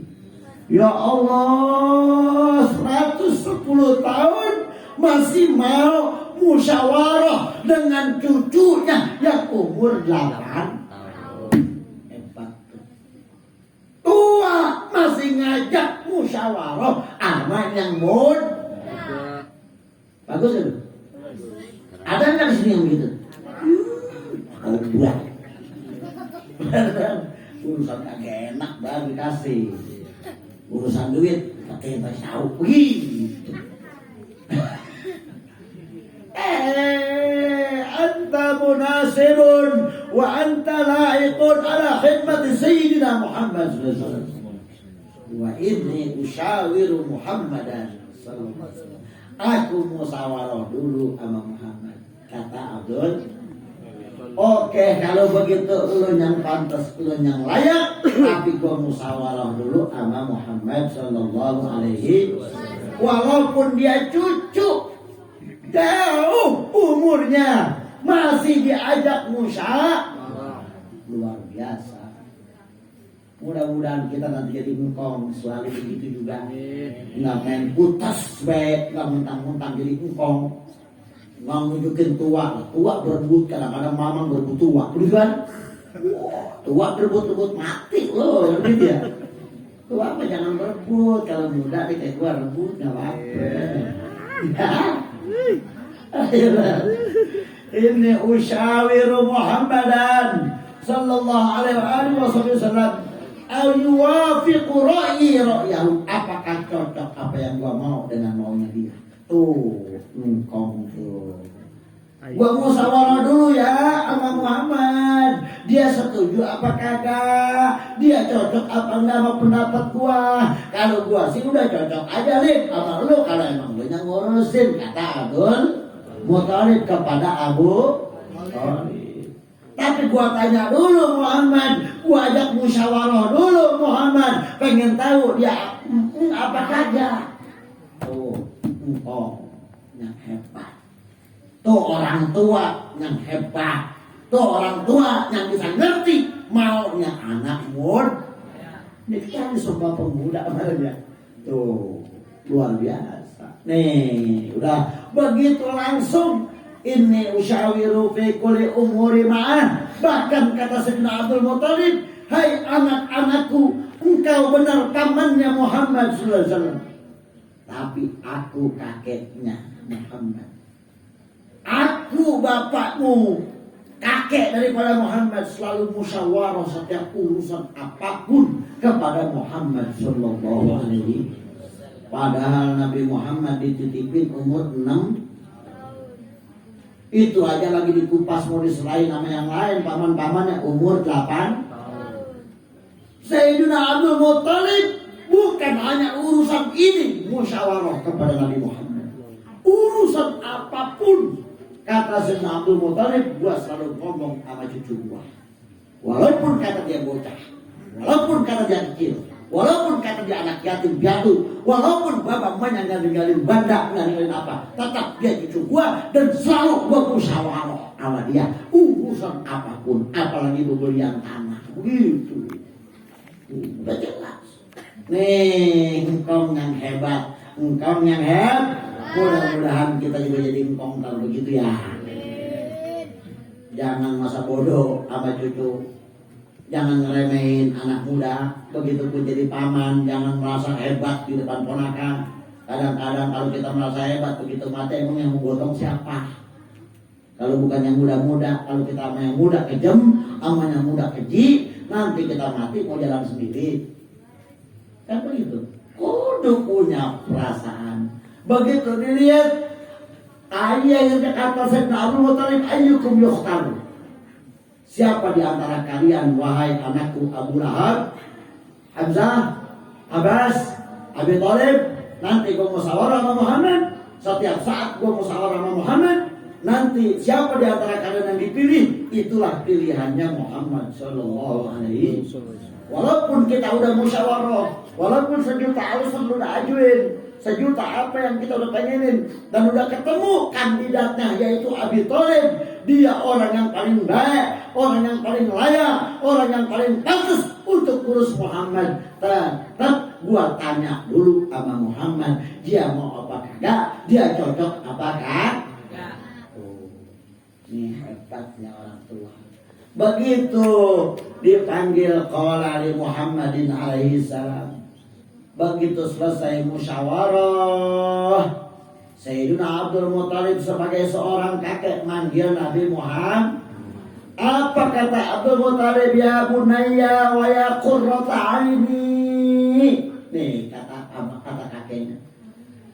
Wahai tong penyejuk mata batin gua, mata gua penyejuk enak gua lihat gua pandang tuh kalau kata orang kita mah, yang ngademin hati gua, yang ngademin mata gua, yang suka nyejukin hati gua tuh begitu artinya qurrata ayun tuh. Ya bunaya, wahai anakku, ya qurrata aini, wahai yang enak dipandang matanya. Enggak manggil hitam sini lu, enggak. Keling sini lu. Buluk sini lu, ada. Karena omongan kakek jadi dok, omongan orang tua jadi dok. Kalau anak dipanggil sejelek, mas jelek, sejelek. Ya bener jelek. Karena jadi dok. Dipanggil dicontohin nama Abdul Muthalib, ya bunaya ya qurrata aini, wahai yang menyejukkan hati, wahai yang mengasihkan pandangan, mencerahkan pandangan mata. Ya qurrata aini, inni tawajjahtu ilal akhirah. Dipanggil Nabi Muhammad dengan sebutan yang begitu indah oleh kakeknya. Begitupun oleh Allah Subhanahu wa taala, ya ayyuhal mudaththir, ya ayyuhal muzammil, ya ayyuhan nabi. Dipanggil oleh Allah dengan sebutan yang indah-indah. Begitupun Sayyidina Abdul Muthalib memanggil ya bunayya, ya qurrata aini. Ini luar biasa orang yang punya cinta dalam kepada Sayyidina wa Habibuna Muhammad. Apa kata engkaunya? Ini tawajjahtu ilal akhirah. Aku sebentar lagi akan menghadap mati ke akhirat. Ini kata kakeknya. Nih orang tua aki-aki yang sadar begini. Aki-aki kan ada 3, ada aki-aki kodok, ada aki-aki sambuk, ada aki-aki batok. Nah, aki-aki batok, aki-aki kodok itu kemana-mana, kok kemana-mana, kok. Kesana minta, kesini rumah cucu minta, rumah mantu, aki-aki kodok. Tapi kawin mah doyan. Kalau lihat kodok, bikin anak mulu, malam bikin kodok tuh kan. Jadi kita menjadi aki-aki yang mana tidak pikir. Ini kalau saya Abdul Muthalib udah luar biasa. Aki-aki kodok, ada juga aki-aki sambuk. Aki-aki sambuk menang bongkok doang. Bener kan? Paling top kalau mau nangkap ayam jago susah ditangkap ya buat nempong ayam jago, bener kan? Paling top lagi jagain orang habis sunat, jagain pelan biar nggak kesambung kesambung, bener kan? Lihat orang dulu kalau sunat pakai sambuk kan? Pakai sambuk. Aki-aki yang tidak menang bongkok urusan anak ayam jago pada berantem, aki-aki yang maju kelar, bener kan? Kalau ada keributan di tengah kampung, aki-aki turun, bener kan? Begitu urusan kawin, urusan peler, kawin, aki-aki yang turun minimal ada yang nuan-nuan, agak pantas ngelamar bawa duit, nggak ada orang tuanya pisah, begitu kan? Akhirnya timbang mantes, itu namanya aki-aki sarung. Ada lagi aki-aki batok nih yang hebat, nih yang dicontohkan tadi, batok mau dibuat atakan air, buat tampungan air jadi gelas, bisa apa ya? Bisa buat nyendok air, bisa pakai gayung, bisa buat nutup sambal, bisa apa kagak? Naruh totok peda, bisa kagak? Buat nempong orang benjol apa kagak? Cobain aja lu ketok. Semuanya hebat nih. Jadi kita harus menjadi orang yang manfaat. Begitu hancurnya batok, masukin ke areng bakal jadi bisa menghidupkan nasi, betul kan? Bisa matengin nasi, bisa matengin ikan, bisa masak tuh itu dan aremnya paling awet. Begitu kata kita mati hancur, tapi kita waktu masih hidup jadi aki-aki batok, insya Allah manfaatnya baik. Tinggal mikir nih kalau ceramah luar biasa ini. Sengaja lagi nyatet buat bahan. Tapi itu ikhlas pasti. Ini tawajjah tu ilal akhirah. Aki-aki batok nih dicontohin, selalu ingat bahkan mau mati udah merasa berasa Sayyidina Abdul Muthalib. Ini tawajjah tu ilal akhirah.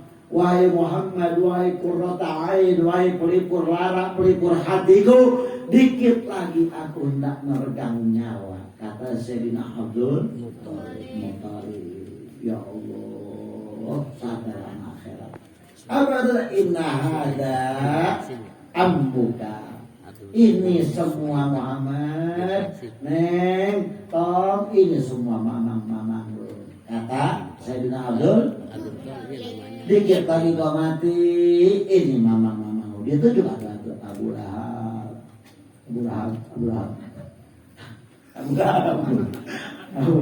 Preman. Ada yang Abunya. Abbas, Abdul itu juga ada. Ini semua adalah paman lu. Begitu kata pamannya, hal tahtaro. Atau di sini dibilang hal tahtarau. Siapa yang hendak lu pilih untuk mengasuhmu? Siapa yang lu pengen ikutin?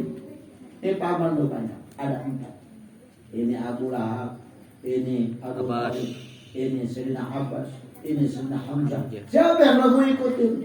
Nggak dibuka aib mamang, enggak. Nih kalau ngikut dia nih mamang lu, namanya Abu Lahab, hatinya keras, kejam, nggak begitu enggak. Kadang-kadang emak juga sih kajian gagasan sama cucu kan. Mau mamang lu masih anak mamang lu mau dia. Mamang lu mah dulu ya cerita apa cucu, cerita di dekat sama mamang.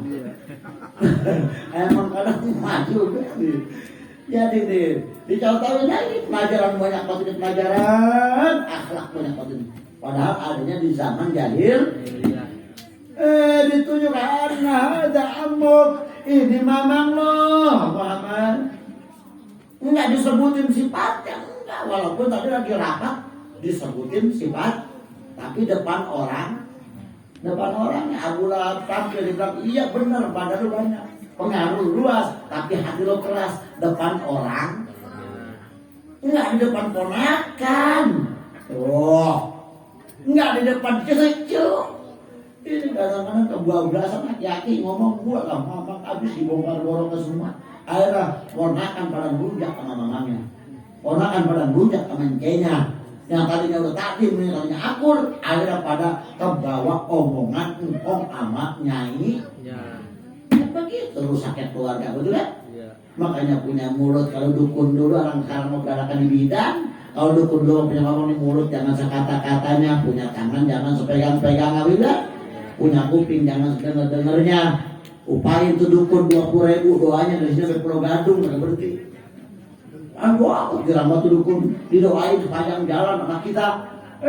Begitu ada bidan, habis bidan boro-boro doa, boro-boro azan, boro-boro apa, kadang-kadang 500.000 dikurangi 5.000 doang, kagak boleh dibawa tuh bocah pulang, betul kan? Gara-gara beranak kepada di bidan jadi barang lapang. Udah. Baca dukun beranak ada lagi dah, mau sampai mau jadi dukun beranak berdoain, jadi dukun beranak mama. Duluan. Ini udah jelas nih. Begitu disuruh milih al-tahtaroh faqama. Siapa yang lo mau pilih Muhammad? Nih mamang. Nabi Muhammad cucu yang baik budinya, yang bagus akhlaknya, yang tahu sopan santun di depan pamannya, yang tahu sopan santun kepada engkongnya, di samping memang engkongnya bijaksana, engkongnya pinter, engkongnya hebat. Faqama diri Nabi Muhammad diri. Lalu kemudian fa'ana kok bukan salaman di sini bilang fa'ana kok Nabi Muhammad lalu merangkul Abu Thalib, merangkul Abu Thalib. Begitu diri dia rampek ke mamangnya yang namanya Abu Thalib. Padahal tadi lagi rapat Nabi Muhammad kagak ada di situ, nggak dengar, tapi begitu dipanggil suruh milih, yang dipilih adalah Abu Thalib. Nih dikasih peliharaan oleh Allah Subhanahu wa Ta'ala. Begitu yang dipilih Abu Thalib, apa yang diterapkan oleh Abdul Muthalib berarti sesuai sama musyawarahnya tuh, sesuai sama rapat tadi tuh, sesuai, tanpa diiming-imingin, tanpa diajak berunding dulu. Nabi Muhammad tahu milihnya Abu Thalib. Girang gak yang musyawarah? Girang, karena sesuai sama yang dia pengen dan yang diambil keputusan dari rapat. Dijawab Abdul Muthalib, alhamdulillahilladzi wafaqa ra'yi bi ra'yi Muhammadin sallallahu alaihi wasallam. Apa kata Sayyidina Abdul Muthalib? Alhamdulillah, apa yang gua mau juga dimauin sama Muhammad. Pendapat gua sama, pilihan gua sama apa yang dipilih oleh Muhammad. Nih gembiranya Sayyidina Abdul Muthalib. Coba seandainya dia orang yang tidak dipelihara oleh Allah, bisa jadi milihnya Abu Lahab. Tapi karena memang dipelihara oleh Allah, Allah udah janji, aku yang akan mendidik, aku yang akan menjaga, aku yang akan mengatur semua urusan Muhammad, kekasihku. Maka dibuktikan oleh Allah, Nabi Muhammad pilihnya Abu. Karena sebelum dipanggil pun memang hasil rapat memutuskan antara Abdul Muthalib dengan keempat pamannya adalah kepada Abu Thalib. Begitu dipanggil diajak musyawarah, tetap milihnya Abu. Alhamdulillahilladzi wafaqa ra'yi bi ra'yi Muhammad sallallahu alaihi wasallam. Kata Sayyidina Abdul, alhamdulillah pendapat gua sama pendapat cucu gua. Gua kagak melandah lu begini. Gua mati juga lega, mat enteng, mat kata engkongnya habis begitu engkongnya wafat. Lalu kemudian wasali mau ila Abi Thalib, diserahkanlah urusan Muhammad, dirawat, dijaga, diopenin oleh pamannya bernama Abu. Fakana indahu walad. Dari sini mulai dari sini maka wa qala walida qala al-kufar Maka dari sinilah orang-orang kafir, semua orang-orang Arab menjuluki Muhammad sebagai yatimu Abi Thalib. Sampai ditulis dalam tiba, yamutu abuhu wa yaqulu jaddu tsumma ammuhu syaqiqu Abu Thalib. Dari situlah julukan Nabi Muhammad mula-mula disebut sebagai yatimu Abu. Kenapa nggak disebut yatimu Abdullah, kan begitu ya? Tapi yatimu Abu. Cerita sekian panjang ini bisa kita baca kada fi Maqalibul Asrar. Ini semua dipaparkan dalam kitab Maqalibul Asrar. Ada yang dikarang oleh Imam An-Nasr Muhammad As-Samarqandi. Beliau ada seorang ahli hadisnya para fuqaha dan fuqahanya para ahli hadis. Beliau wafat pada tahun 373 Hijriah. Ini beliau Abu Laits As-Samarqandi. Sangat luar biasa kehalimannya, bisa mengetahui yang tidak terbuka dari sekian banyak rahasia-rahasia yang disimpan. Nah, ini pelajaran buat kita. Maka mudah-mudahan Allah Subhanahu wa taala memberikan kemampuan kita juga bisa menjadi orang tua yang selalu bisa memahami karakter anak-anaknya, kondisi anak-anaknya, yang menjadi orang tua yang adil, yang bijak, yang arif. Dan mudah-mudahan kita juga menjadi paman-paman yang selalu sayang kepada ponakannya, paman yang selalu sayang kepada semua, mau ponakan yang belah manapun, mau yang orang ada, mau yang kada ada, mau yang anak babanya kaya, emaknya kaya, mau dia paling susah, tetap harus kita hargai, kita hormati. Dan mudah-mudahan semuanya kita menjadi orang yang cinta kepada Sayyiduna wa Habibuna Muhammad. Semuanya kita mudah-mudahan sebab cinta Nabi Muhammad, kita berharap dosa kita diampuni oleh Allah Subhanahu wa taala. Al-Fatihah.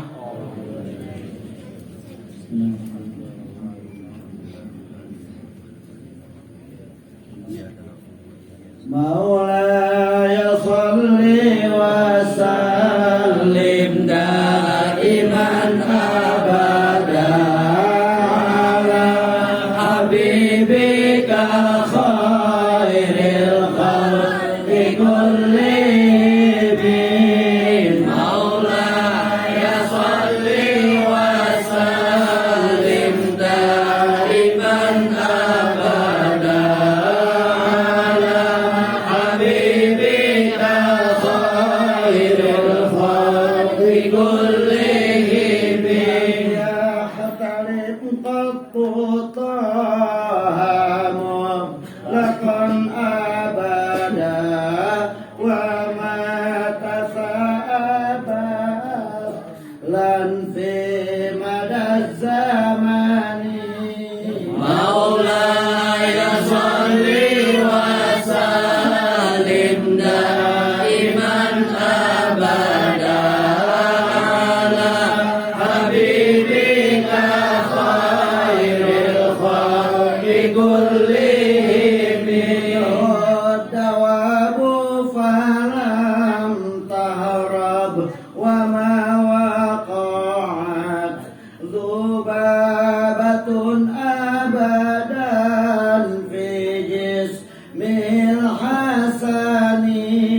Maulaya shalli wa sallim daiman abada ala habibika khairil khalqi kullihim. Khalfihi ka'ama min ru'yatun fabatat wala yura asru bawlin minhu fi alani. Maulaya shalli wa sallim daiman abada ala habibika khairil khalqi kullihim.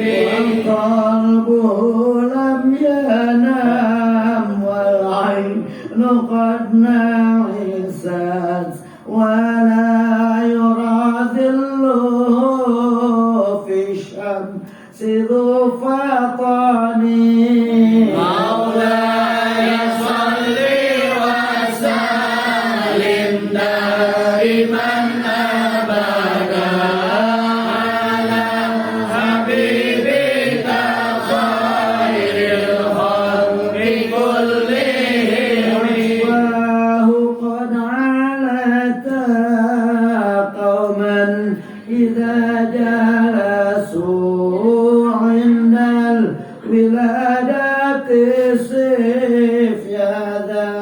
بمختتني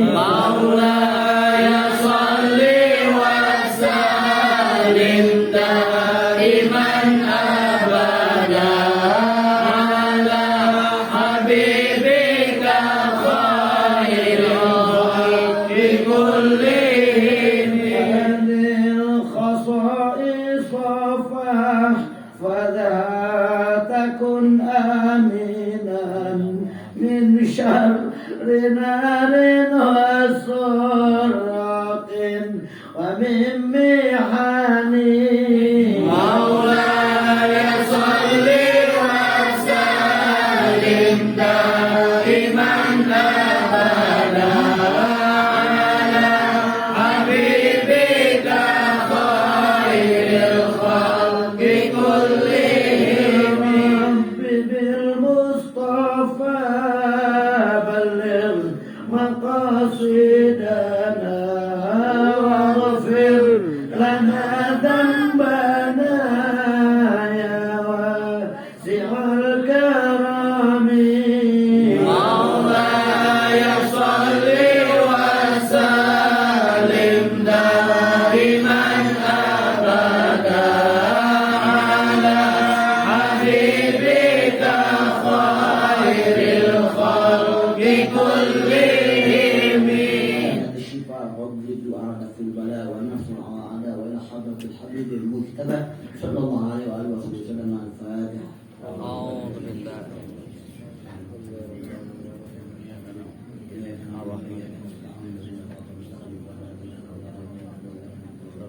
Ini alhamdulillah ada di pantai lupa ada yang sakit namanya Ibu Yani binti Bakri dan Bapak Wardi bin Waridi bin Muhammad. Nah ini mudah-mudahan Allah angkat penyakitnya. Dan kita semua mungkin ada yang terakhir ada yang sakit di mana orang tua kita atau keluarga kita ada yang sakit juga kita lakukan mudah-mudahan dikasih sembuh oleh Allah Subhanahu wa Ta'ala. Dan besok yang pada mau pergi ziarah udah nonton angkat telepon kayak pulang baik. Nah karena mau ngurusin benar. Kalau kita doakan mudah-mudahan pulang perginya selamat, sehat, dan dikabul semua niat-niatnya. Mau pergi ziarah mudah-mudahan niat baik, baca pagi akum yang banyak di mobil, mudah-mudahan selamat pulang perginya berkah dan bawa hasil yang bagus, yang bagus, yang mantap dan doa yang mustajab. Al-Fatihah. A'udzu billahi minasyaitonir rajim. Bismillahirrahmanirrahim. Alhamdulillahirabbil alamin. Iyyaka na'budu wa iyyaka nasta'in. Ihdinas siratal mustaqim. Kita tutup nanti kita namun sebelumnya saya mohon maaf, mudah-mudahan kita bisa istiqomah semua. Assalamualaikum warahmatullahi wabarakatuh. Bismillahirrahmanirrahim. Wal 'asri innal insana lafi khusr illa alladziina aamanu wa 'amilus shalihati wa tawassaw bil haqqi wa tawassaw bis sabr. Wal 'asri innal insana lafi khusr illa alladziina aamanu wa 'amilus shalihati wa tawassaw bil haqqi wa tawassaw bis sabr. Wal 'asri innal insana lafi khusr illa alladziina آمنوا وعملوا الصالحات وتواصوا بالحق وتواصوا